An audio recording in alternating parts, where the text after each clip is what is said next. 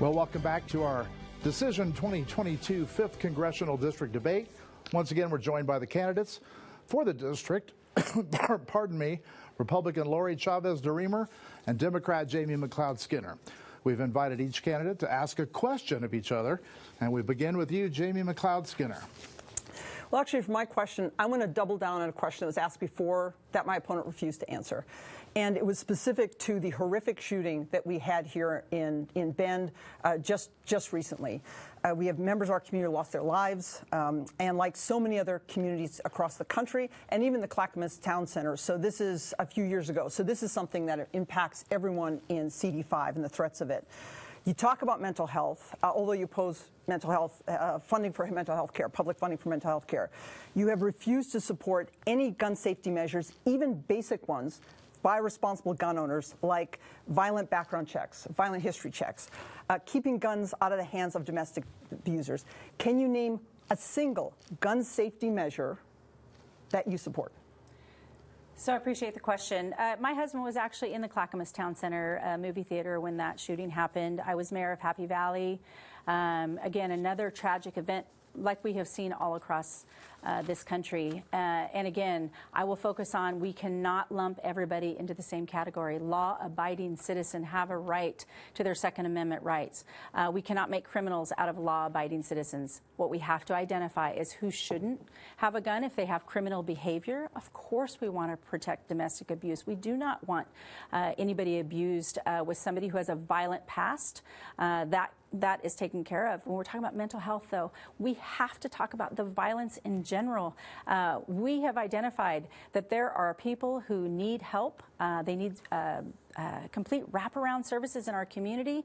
We cannot forget everybody on the streets, and we want to protect all of our communities. And I have been proud to fully fund our police, which my opponent chooses to not do. That is a leg of the stool that we cannot leave out of this discussion. Okay. Do you want 30 seconds as your follow-up to your own question? The question was asked twice. It was never answered. Okay. And I think that says enough. We'll move on. Lori, you can ask a question to Jamie. For sure. Thank you. My opponent, and this seems to be the theme, the other night she was asked if she is progressive. She did not answer that twice. In 2018, she was proud to be a progressive against Congressman Walden. In 2022, against Congressman Schrader, who is a moderate. She's endorsed by Elizabeth Warren. She is also endorsed by the Congressional Progressive Caucus, founded by Bernie Sanders. You're a proclaimed progressive, saying, I support Governor Brown, AOC, Nancy Pelosi. So tell me, why won't you say today what you really are? Are you a progressive in your politics?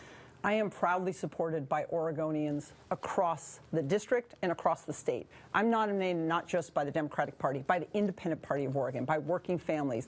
I'm supported by pro-choice groups, by pro-environment, by pro-working family and pro-labor groups, that including the building trades, who are largely made up. It's evenly distributed between Republicans and Democrats, but working people who understand that I'm a champion for working people and I will fight for working people.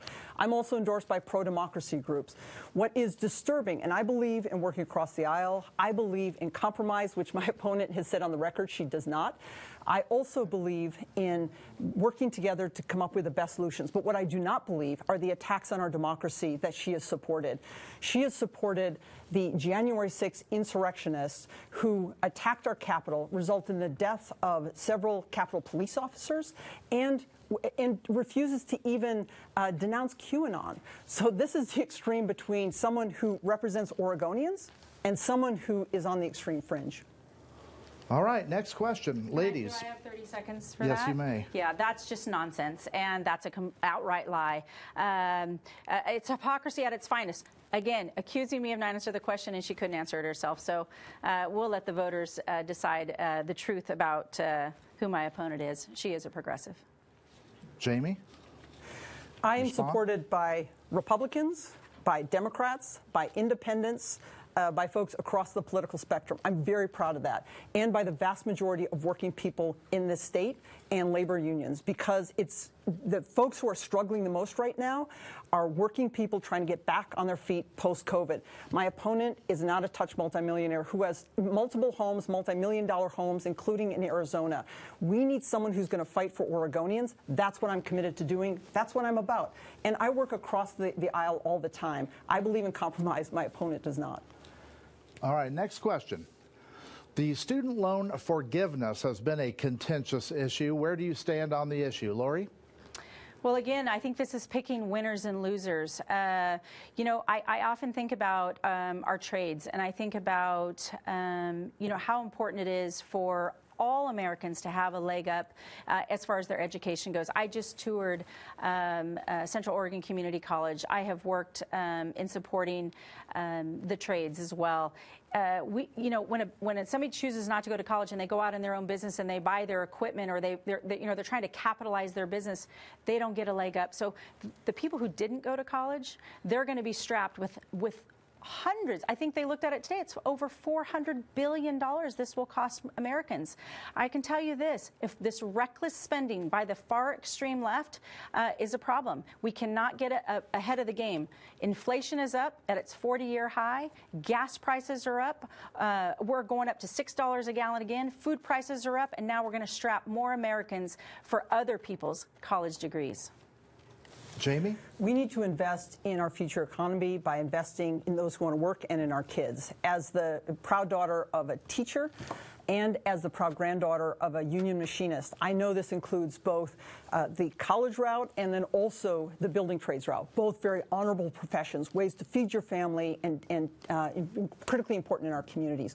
So what this means, and the specifics of the bill, we need to do much more in education. We need to invest in early childhood education. These are investments because we've seen pennies to the dollar that are spent, the incredible impact they have. We need to be investing in our K through 12, including CET programs, and we also need to be supporting unions in apprenticeship programs. They're doing a great job on that. We need additional support there. With regard to those who want to go to the college track, I proposed a civilian GI bill that will allow people to get some skin in the game. They need to sign a promissory note. They go through, get a college education, and then work where they're needed. And we have professions like nurses and teachers that are desperate for this. My opponent wants to defund the Department of Education. We need investments right now, not defunding. Lori. Yeah, again, another lie. Defund the Department of Education. I want that money to flow to the states so that the states can decide what their needs are. When we're talking about career and technical education, when we're talking about apprenticeships, when we're talking about the trades, if we're going to invest in the trades, and my opponent says she's endorsed by a lot of these trade unions, but we have to give them the work and we have to make sure that they're prepared to go. And so this is nonsense when we're talking about, you know, free dollars. My daughter, I will give you an example. She went to law school, and she's a public defender in a different state. She's going to have access to that $10,000. You know, I will tell you, she's going to make a good living with her and her husband, and I find that that's unfortunate. Okay, Jamie? Well, this does speak to economic development, and what we need to do is be investing in a 21st century energy grid. We need to be creating jobs and manufacturing right here in the United States. We need to build stuff again. That's how we get back on track economically. That's how we help to address some of the economic challenges that we're facing. We also need to drop prices like prescription drug prices. There are all sorts of steps we need to make to have a more aggressive approach to rebuilding our economy and helping people get back to work. But we also need to educate them to do that. Thank you very much. Ladies, we just scratched the surface on, I heard the word inflation. With high prices on everything from gas to groceries, what do you think the federal government should be doing more or less of, Jamie? Well, I can tell you what we need to be careful not to do is make the same mistakes we made in the 70s with some of the adjustments that were made. But also, right now, some of the initial steps to make the cost of borrowing a bit higher to adjust people's expenditures, people's purchases. That is a step, but we really need to address this by getting the supply chain moving again and really addressing some of the problems that have come from previous administration about tariffs and trying to get back in place. What we need to do also is helping people who have struggled through the COVID economy get back on their feet. So what people are talking about are the everyday cost of living. Prescription drug prices, there was a start in the recent bill that Democrats had to reduce just insulin. We need to reduce all prescription drug prices. That's something that's central to me. We also need to lower the cost of everyday life by providing more affordable housing, making sure people have access to childcare so they can get back to work. So some of the ways we address this is to just reignite our economy and get it going again. Lori? I don't think we need to go back to 1970s, but we need to go back as just a few years ago, where we were energy independent in this country, where goods and services were flowing throughout our country. We have to make sure that we can be Oregon first. We don't want to be America last. And now we're beholden on this energy crisis to other countries like Russia, like Saudi Arabia. We need to make sure that we're energy independent here in America. And the way we can do that, we have to make sure that we can deregulate and make licensing for drilling easier to get to. The regulatory framework in this country has gotten so onerous on small businesses, on large businesses, on families, and navigating that system so we can be energy independent. While we are addressing the war on fossil fuels, we have to make sure that we can support natural gas. We have to make sure that we look at other sectors for this. This is our state that we have to protect, but on a federal level, we cannot continue to be dependent on other countries for our energy, because without any energy, we're heading into winter. People are going to be cold. They're not going to be able to heat their homes. They're not going to be able to put gas in their cars, and they're not going to be able to feed themselves. All right, Jamie, 30 seconds. We do need a seconds. sustainable energy grid with redundant systems. That's bottom line. Simple deregulation. This crashed the economy in California a handful of years ago, so we need to learn from that. But here's the bottom line. As part of this problem is the Trump tax cuts that we saw. When they came through, my opponent said, this will be good for some of us, and it was great for folks like her, multimillionaires who have multiple multi-million-dollar homes. But for the rest of us, we're working families, for the middle class, it's been devastating. So people need to pay their fair share so we can make sure we address the challenge we face. But the Trump tax cuts were devastating to working families. Lori? You know, an attack on hardworking families is disgusting to me. Once again, the American dream is what all Americans want in this country. That's what this country is built on. You know, again, I mentioned early on what my background is. My husband and I met in high school. We have built our own future. This is what our ancestors wanted. This is what we need to do for the future.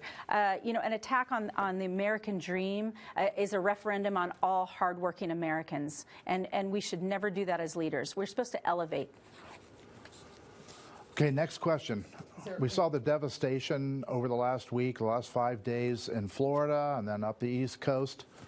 Let's talk about that. When the Cascadia earthquake happens, not if, but when it happens, and Western Oregonians start fleeing to Central Oregon, on a federal level, are we prepared for something like this, Lori? Oh my gosh, what we saw in Florida, and our hearts go out to all the families that are there who are still struggling. It looks like it's turning into, you know, kind of a search and rescue at this point. And I will tell you, the leadership has to be prepared on the federal level. We have to make sure that FEMA gets in there and that we can get the, you know, just the basics, water, housing, blankets, you know, anything to families, clothing that they need. And we need to make sure that we're addressing that here. We know that the big Cascadia is probably going to happen somewhere in the next 50 to 75 years, and that's been, you know, the research that's been done, and we have to make sure that we have our reserves. Again, when we're talking about everybody fleeing to Central Oregon, do we have our reserves in place to move goods and services? Are we prepared with emergency management agreements within communities? Are we prepared with our roads? And that's an investment in infrastructure. So as a mayor, that was important to me. I sat on every transportation board there was to fight and access these funds and make sure that we're prepared if we have to have a state of emergency. Jamie? The answer to your question is no. But we are working on it, and that's part of the work I'm doing right now with the state emergency preparedness, especially reaching out to non-traditional partners and communities that have not typically been at the table and work to help develop the resiliency of communities. So in emergency preparedness, we have to be building up partnerships. We have to be investing in resilient communities. That's true for wildfire as well. We have to look at our transportation systems, especially those going over the Cascades. ODOT's done some of this work. The federal government needs to fund it as part of emergency preparedness in a partnership with the state. There's also emergency recovery when it happens. Look, I did this work last year in Talent, a city that lost a third of its homes and businesses to wildfire. I built the team, I built up the systems, I got the resources so we could begin that rebuilding process. But we had a lot of lessons learned and a lot of takeaways. Those are the kind of things, the actual experience on the ground, not these theories about, yeah, we should probably do it someday, but actual experience on the ground that I would bring to doing this work. Okay, Lori? It just sounds like she agrees with me, so I'm good. Can I rebuttal to that?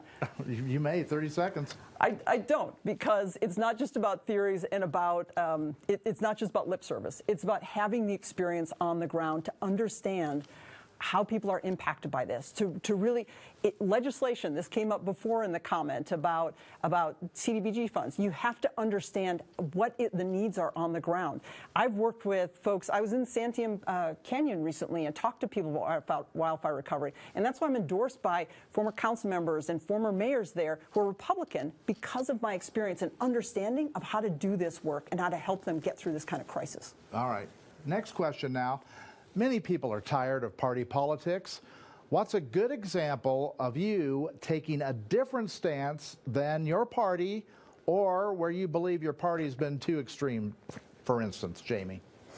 Yeah, I think a place where we need to move forward on this is not having members of Congress be able to trade stocks. That, if you could take a sports analogy, that's like someone who could be the ref, who can bet on teams and also take money from teams. I don't take corporate PAC money. I never have since when I was first elected in 2004. I've never taken corporate PAC money because I believe in being accountable to voters. I'm a small business owner. I support businesses. We need businesses to build our economy, but you also have to know ultimately who you're accountable to.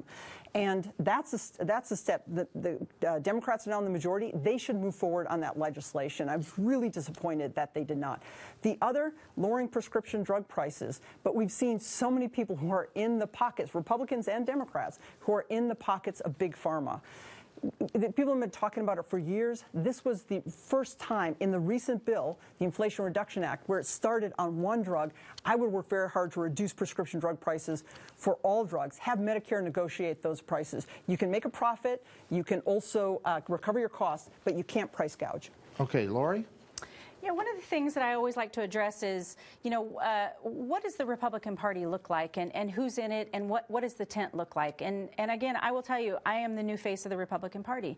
Women, Hispanic women, minorities have a voice. And it wasn't just talking the talk. It was really walking the walk. And we saw that in 2020, where value in electing women was important. And, there are so many strong women in this country who've built businesses, who've been moms, who've been part of the community for so long. And we've somewhat taken a back seat over the years about being elected officials. And again, I've been an elected official as a local volunteer, really, for 14 years. And so the opportunity to serve again and be the new face of the Republican Party, where, faith, family, and freedom, hard work, law and order is important. And I want to make sure that we continue down that road and elect more women under the Republican tent. And I will make sure that tent stays wide open.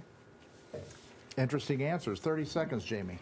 If elected, we would both, and actually, you wouldn't be the first. There's someone else who's running, also a Latina woman. That would be exciting for the state to have more diverse representation. I'll also make history as the first LGBTQ member of Congress. So this is an exciting race for so many Oregonians. But the bottom line is, what are the policies? And that wasn't really addressed. So not, supporting the January 6th insurrectionists, not disavowing QAnon, not taking a different track on policies that hurt working families. That's really, I think, the essence of this question. Lori? Yeah, that's nonsense. January 6th was ridiculous. We have to hold people accountable. There is no reason in America's history that we should ever put other Americans at risk. And I would never stand for that. That's nonsense. And people will be held accountable, and we're seeing it today. So to say that is nonsense. It's an outright lie. And yeah. I just can't even believe that you say that. I don't even know where you got that from. Your social media page. No. Would you like 30 more seconds? You're making up another lie. Would you like 30 more seconds? Yeah, sure. On social media, everything from the "Let's Go Brandon" hat you wear, everything from the being an apologist for the January 6th insurrectionists, not acknowledging that Biden won the election, and that Biden won, not the same dance that Trump did. I've had so many Republicans come up to me and say, they feel like their party has left them because they are horrified at the direction that the Republican Party has gone under Trump and the divisiveness that's come with that. I admire people like Liz Cheney, who actually stood up and gave up her political career, put it at risk to defend and protect our democracy. My opponent, whose number one advocate of hers, is the person who replaced Liz Cheney. We need people who will protect our democracy. All right, Lori, 30 seconds to you. Yeah, value in electing women. So I think that's important, again, to stay on. My mouth sometimes opens because, we can all be shocked and we think this is not a political argument, which she says we should stay away from, but that's clearly not the case. We know that President Biden is the president of these United States. I know that. My opponent knows that. I remember in 2016 what happened. People went crazy because they wanted the popular vote. The Electoral College worked. It worked again. What I look forward to is a peaceful transition of power in the future, and that's what I want to work for. Not to mention, we can see he's the president because the economy is tanking and he's been there for 2 years and people are hurting. Okay. Thank you very much. Well, good debate tonight. That's all the questions that we have, unfortunately. Now you each have 1:30 to make closing remarks. And Lori Chavez-DeRemer, we start with you. 90 seconds. Well, again, thank you again for tuning in. This is an important race in Oregon's history to bring balance and common sense approach to representing Oregon's 5th District. We've identified the problems that we're all facing today, the concerns that we have with our families, with our businesses, with our communities and our public safety. This election in less than 4 weeks is going to be a referendum on our public safety. It's going to be a referendum on our economy. People are truly hurting. The choice between eating more than one meal a day or filling up our tank of gas is not something that we should see in 2022 in America. I have a proven track record, again, a foundation of family, a foundation of hard work, a foundation of integrity. I have led my business for the last 18 years to make sure that we're investing and growing in our economy. I have raised 2 beautiful girls to go out onto the world and be productive citizens. I have been a mayor to represent all sides and bring everybody to the table. And that common sense approach is working, and I have a track record of that. What we want to see is a growing economy. We want to see safety and security in our communities and our southern border. We want to make sure that we have transparent government. Again, Happy Valley was named one of the most transparent cities in all of Oregon. That's important. And we want to make sure that we keep our freedoms to protect our kids in schools, to protect our businesses, and have a voice that we will not compromise our voice. And we need to fight because this Oregon is our state. Thank you. Jamie, 90 seconds. Well, thanks so much for this opportunity. And what you noticed are some stark differences now, and also a lot of unanswered questions. A really important issue we didn't talk about tonight is our reproductive rights. My opponent would ban abortion before a woman even knows she's pregnant. I will protect our reproductive rights because, frankly, it's not the government's business to tell us when to start a family or what to do with our bodies. The tax cuts for the wealthy being good for some of us. I'm a champion of working families. We need this community focus and helping people get back on their feet post-COVID. Protecting our democracy is critically important. There was reference to Biden, but never an acknowledgement he actually won. And the social media posts are there to show the stance. And again, a refusal to denounce QAnon, which is well, I'll leave it at that. Also, wanting to take money away from health care, refusing to acknowledge the importance of government-funded health care like Medicare and Medicaid and the VA system that our veterans depend on. That's an extremist point of view. We need folks who can solve problems, who've actually got on-the-ground experience working on it, not talking about it. And I love the questions tonight. They really got into some of the detail of actual experience versus theories. That's important to bring the experience to representing Oregonians. Look, we need serious leaders. We need experienced leaders. We need folks who are committed to working across the divide. I'm proud to be endorsed by also the Independent Party of Oregon and Working Families, by so many unions, so many working people. It's what I've committed to my life to. It's what I want to do for Oregonians. I'm asking for your vote. If you want more information, jamiefororegon.com. Thank you. Lori Chavez-DeRemer and Jamie McLeod-Skinner, ladies, my sincere thanks to you both. Great debate tonight. Tomorrow through Thursday, we'll have a special report on each of the candidates running for Bend City Council. Now, that's a long list, so we've made that a 3-part series, and you can watch that starting tomorrow evening on KTVZ. Our next debate will be a week from Thursday between the candidates running for Deschutes County Commissioner, and that begins at 6:30 p.m. October 13th. For the latest news and weather, tune in to First at 10 on Fox. Enjoy your evening, everyone.